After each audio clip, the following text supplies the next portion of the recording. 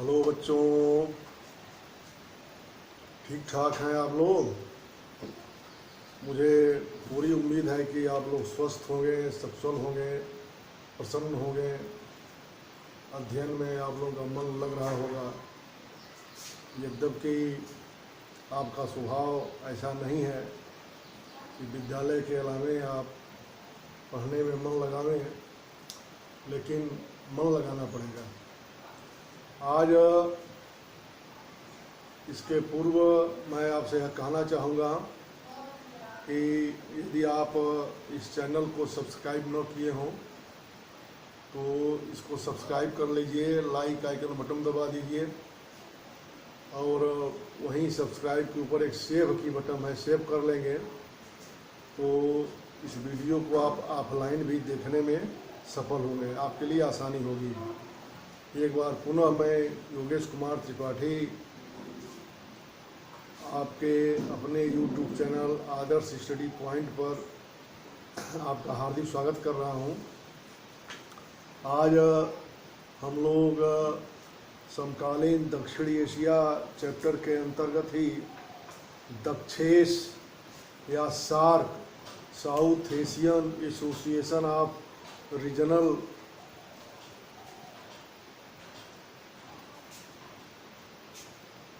Cooperation के बारे में अध्ययन करेंगे। यह बहुत ही महत्वपूर्ण संस्था है। दक्षिण एशियाई देशों के मध्य आपस में संबंध को बेहतर बनाने के लिए इसका गठन किया गया था। लेकिन जैसे आप यूरोपीय संघ के बारे में हमने पढ़ा है, यूरोपीय संघ के अनुसार ही दक्षिण एशियाई क्षेत्रीय सहयोग संगठन का गठन किया गया था, लेकिन कतिपय कारणों बस यह अपने उद्देश्य में सफल नहीं हो सका। इन्हीं सब बातों के बारे में हम लोग अध्ययन करेंगे। प्रश्न लिख लीजिए, दक्षेस या सार्क, सार्क SAARC, दक्षेस या सार्क क्या है? दक्षिण एशिया की शांति स्थापित करने में इसकी भूमिका का वर्णन कीजिए। दक्षिण एशिया की शांति और सहयोग बनाए रखने की दिशा में इसकी भूमिका का वर्णन कीजिए। अब हेडिंग डाल लीजिए, दक्षेस या सार्क। आपकी हेडिंग रहेगी दक्षेस या सार्क। दक्षिण एशियाई क्षेत्रीय सहयोग संगठन दक्षिण एशिया के 8 देशों का आर्थिक और राजनीतिक संगठन है। यदि जनसंख्या के दृष्टिकोण से इसका मूल्यांकन किया जाए तो यह किसी भी क्षेत्रीय संगठन की तुलना में अधिक प्रभावशाली है और इसका गठन 8 दिसंबर 1985 को भारत, पाकिस्तान, बांग्लादेश, श्रीलंका, नेपाल, मालदीव और भूटान द्वारा मिलकर किया गया था। बाद में आगे चल करके 2007 में अफगानिस्तान को भी इस संगठन में सम्मिलित कर लिया गया। इस प्रकार वर्तमान समय में इसके कुल सदस्यों की संख्या 8 है। इसका मुख्यालय नेपाल की राजधानी काठमांडू में है। इसके गठन में बांग्लादेश के तत्कालीन राष्ट्रपति जियाउर रहमान की मुख्य भूमिका थी। उन्होंने ही विशेष रूप से आग्रह किया था दक्षिण एशियाई देशों के नेताओं से कि ऐसे किसी संगठन का निर्माण किया जाए जिससे हम अपने इस दक्षिण एशियाई क्षेत्र का विकास करने में सफल हो सकें। अब अगली हेडिंग डाल लीजिए आप, दक्षिण एशिया में शांति और सहयोग में दक्षेस की भूमिका। दक्षिण एशिया में शांति और सहयोग में दक्षेस की भूमिका। दक्षिण एशियाई क्षेत्र में शांति बनाए रखने में और आपस में सहयोग का वातावरण बनाए रखने में इस दक्षेस की बहुत ही महत्वपूर्ण भूमिका रही है। अपनी कई असफलताओं के बाद भी इसने कुछ विशेष कार्य भी किए हैं। उसका मुख्य उन कार्यों का प्रमुख कार्यों का वर्णन इस प्रकार है। लिखने के बाद आप नंबर 1 डालिए, वैसे ही नंबर डाल के लिखते चले जाना है, हेडिंग नहीं इसमें है। नंबर 1, अभी भारतीय प्रधानमंत्री ने कोविड-19 की चुनौती से निपटने के लिए दक्षेश देशों के राष्ट्र प्रमुखों के साथ, राष्ट्राध्यक्षों के साथ वीडियो कॉन्फ्रेंसिंग के माध्यम से एक बैठक का आयोजन किया था, जिसमें कोविड-19 की चुनौतियों से निपटने के लिए विचार विमर्श किया गया। इस सार्क देशों के राष्ट्राध्यक्षों ने भारतीय प्रधानमंत्री की इस पहल का काफ़ी स्वागत किया। भारतीय प्रधानमंत्री ने एक सार्क कोविड-19 इमरजेंसी फंड बनाने का सुझाव दिया और प्रारंभिक सहयोग के रूप में 10 मिलियन अमेरिकी डॉलर इस फंड को देने की घोषणा की।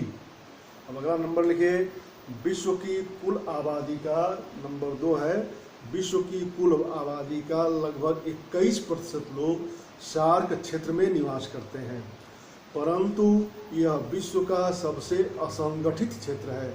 यहाँ के देशों में आपस का कुल व्यापार मात्र 5% ही संपन्न होता है। यह दक्षेश की सबसे बड़ी असफलता है। इसके कई कारण हैं, यहाँ हम उस पर विचार नहीं करेंगे। नंबर 3 है, आपस में व्यापार को बढ़ावा देने के लिए आपस में दक्षिण एशियाई देशों ने आपस में परस्पर व्यापार को बढ़ावा देने के लिए दक्षिण एशियाई मुक्त व्यापार क्षेत्र, जिसे संक्षेप में साफ्टा या CFTA साफ्टा कहा जाता है का समझौता किया, परंतु यह बहुत अधिक सफल नहीं हो सका। जब यह सफल हो गया होता तो बिना किसी अतिरिक्त शुल्क के एक दूसरे से व्यापार करने की सुविधा मिली होती। इसके अगला नंबर लिख लीजिए, सार्क समूह के द्वारा, अगला नंबर है 3, सार्क समूह की अंतिम बैठक 2014 में नेपाल में आयोजित की गई थी, तब से इसकी बैठक अभी नहीं हुई है।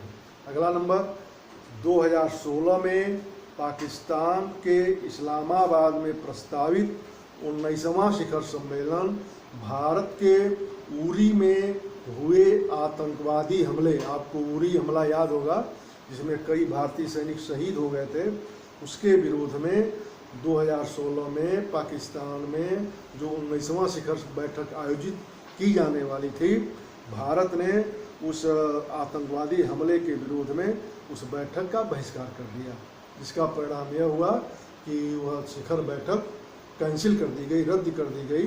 तब से अब तक वहाँ अब तक सार्क देशों की शिखर बैठक नहीं हुई है।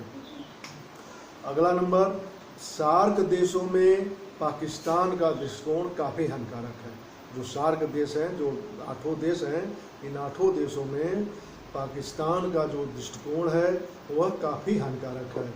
यह सर्वमान्य है कि वह आतंकवाद को प्रोत्साहित करता है, उसे संरक्षण देता है तथा वह उन सभी प्रस्तावों का विरोध करता है जिसमें उसकी समझ से भारत को कुछ लाभ होने की संभावना होती हुई दिखाई देती है।